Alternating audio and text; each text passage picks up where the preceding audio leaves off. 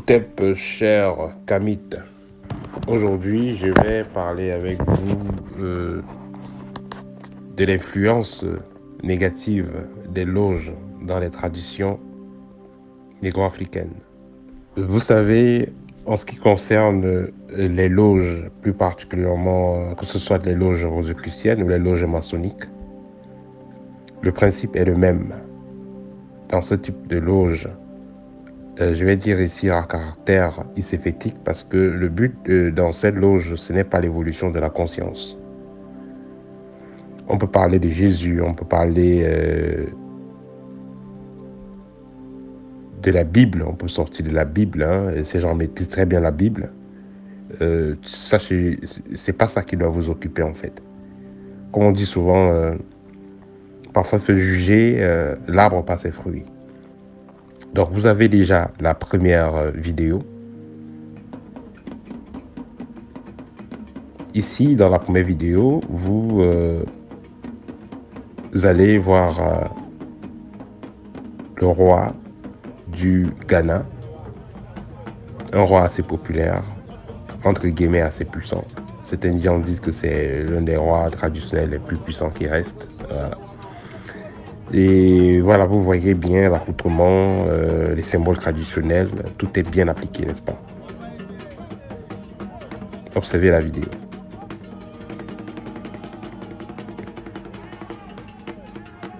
Alors, après avoir observé la vidéo, cette vidéo, vous allez donc voir la seconde vidéo où le même roi dit que voilà, il est fier d'avoir fait 25 ans dans la franc-maçonnerie, qu'il n'y a aucun regret d'avoir fait ces 25 ans et qu'il souhaite qu'il y ait encore plus de loges maçonniques, donc plus de salles de méditation, plus d'endroits et qu'il y ait encore plus de membres.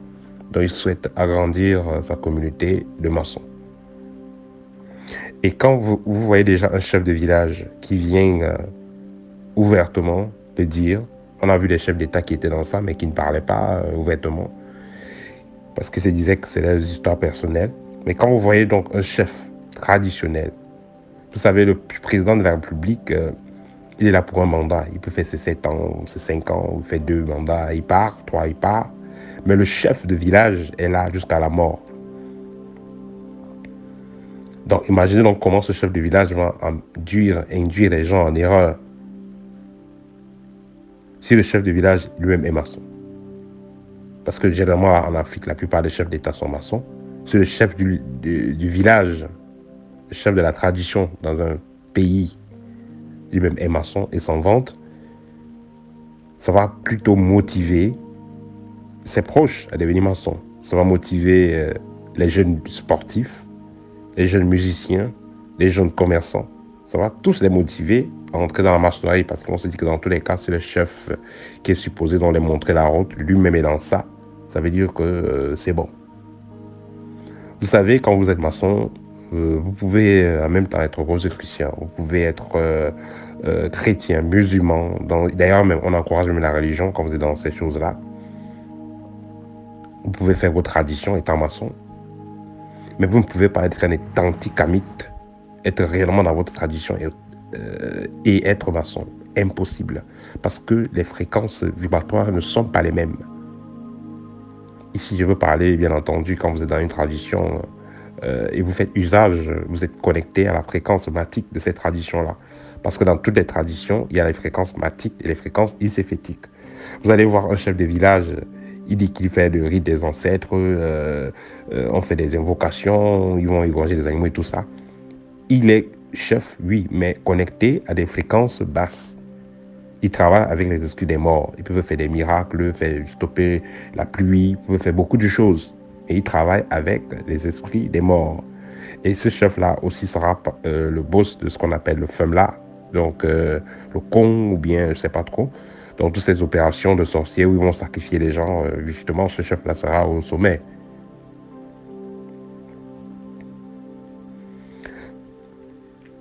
Vous verrez parfois des personnes qui sont dans des loges courir aller voir les chefs de village parce qu'ils veulent certains supports. Mais ici, c'est le chef de village qui est donc dans des loges. C'est-à-dire que vous pouvez avoir un conflit ou un problème avec quelqu'un qui est dans une loge et vous voulez vous ressourcer, vous voulez prendre conseil, vous allez voir le chef. Mais lui-même, il est dans la loge. Ça vous dit que vous êtes dans la merde. Vous ne pouvez plus compter sur le chef s'il est dans une loge. Je vais prendre le cas d'une personne qui travaille dans une compagnie où le boss veut l'imposer d'entrer dans une loge, où on lui a fait des avantages, et puis on veut en finir avec lui mystiquement. Le boss est dans une loge. S'il va donc se ressourcer ou prendre conseil sur le chef de son village, lui-même qui est dans la loge, automatiquement il est dans la merde. Alors, quels sont d'autres dangers que vous avez donc quand vous avez votre chef de village qui est dans une loge?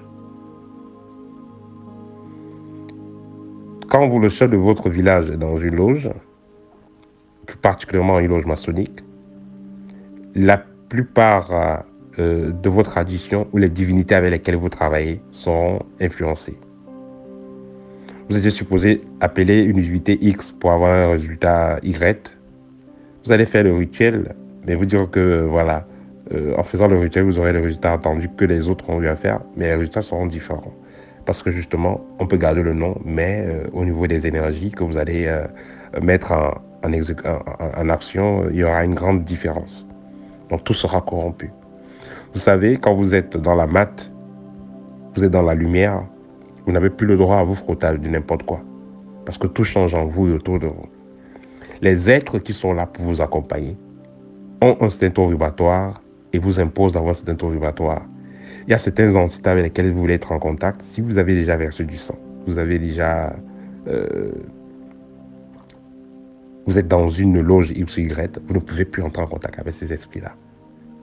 Donc, ceci devrait être une vidéo d'alerte pour les jeunes chercheurs qui pensent que, bon, parce que on a vu quelqu'un avec une grosse tenue ou un grand boubou avec des grilles attachées, avec des bracelets et tout, qu'on se dise que voilà, c'est celui-là qui doit représenter notre tradition. Voilà le guide de notre tradition, c'est lui qui nous a connecté à nos ancêtres. C'est archi faux. Nous sommes à l'ère du Verseau, nous sommes à une ère dans laquelle chacun devrait essayer de faire les choses de lui-même. Vous ne pouvez plus compter sur les vieillards ou les personnes qui sont assises quelque part en disant que c'est les chefs de ci ou de ça. Nous sommes à une époque où chacun devrait chercher le divin à lui-même. Comment? Par l'initiation. Vous devez, si jamais vous voulez vous rapprocher de votre tradition, commencez vous-même à travailler sur vous, à développer vos propres capacités. Quand vous sentirez que vous avez déjà une meilleure connexion avec le monde invisible, à ce moment, vous pouvez aller dans votre village, parce que bien avant d'y aller, vous allez faire des rituels pour avertir aux ancêtres, ceux qui sont dans la lumière, que vous arrivez. Et une fois sur place, vous saurez ce qu'elle est de faire. Ou même avant, ils vous diront en rêve ce que vous avez lieu de faire, afin que vous n'y allez pas juste aveuglément. Parce que quand vous allez dans ces endroits-là, dans vos villages, jusqu'à vous faites vos traditions, cela peut être hyper nocif. Si celui qui a la tête est quelqu'un qui est corrompu, si celui qui a la tête est quelqu'un qui fait partie des loges, dans ce cas, tout ce que vous ferez ne fera que vous connecter à des fréquences basses et vous rendre plus faible, très dépendant. J'ai, il y a de cela quelques mois, échangé avec un jeune frère depuis la Birmanie, qui m'a fait comprendre que depuis qu'il est parti faire les rites traditionnels, il ne dort plus et il vit des violentes attaques. Et il a bien précisé que il ne savait pas que ça devait se passer comme ça.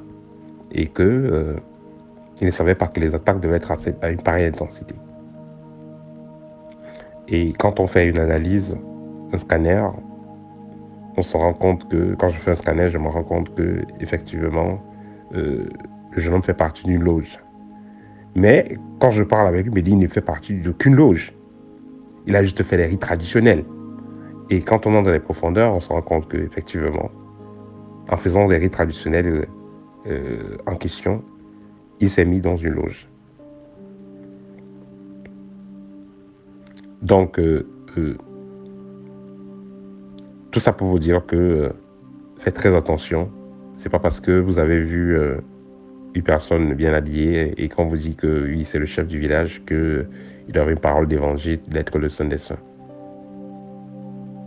Développez-vous d'abord, travaillez d'abord sur vous. Et le moment venu, vous saurez si vous devez faire confiance à X ou à Y. Voilà. C'était le partage que je voulais faire avec vous aujourd'hui. À très bientôt au thème.